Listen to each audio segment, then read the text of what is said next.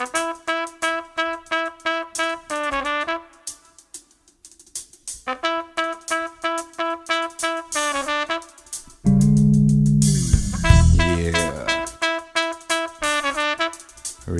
Cigar Projects in the house. Let's go! Gusto ko ng baboy. Gusto ko ng baboy.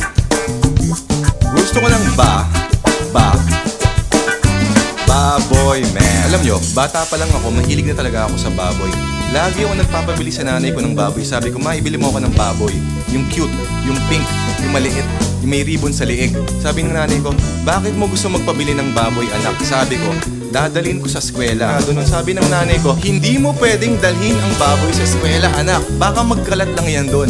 Sabi ko, nay, hindi mo ako naiintindihan. Buo ang loob ko, dadalhin ko sa eskwela. Kaya gusto ko ng baboy. Gusto ko ng baboy. Gusto ko ng baboy, man. Alam nyo, maraming klaseng baboy sa mundo.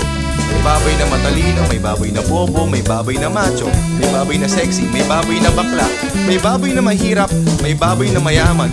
Mas baboy ka kapag mayaman ka. May baboy na businessman, may baboy na musikero, may baboy na makata, may baboy na basketball player, may baboy na barangay tanod, may baboy na konsehal, may baboy na mayor, may baboy na congressman, may baboy na pulis, may baboy na teacher na nagtuturo ng kung ano-anong klaseng kababuyan. Kaya wala na tayong magagawa, na papaligiran tayong lahat ng baboy. Teka, pag-isipan natin to, baka ako baboy, siya baboy, ikaw baboy, yun baboy.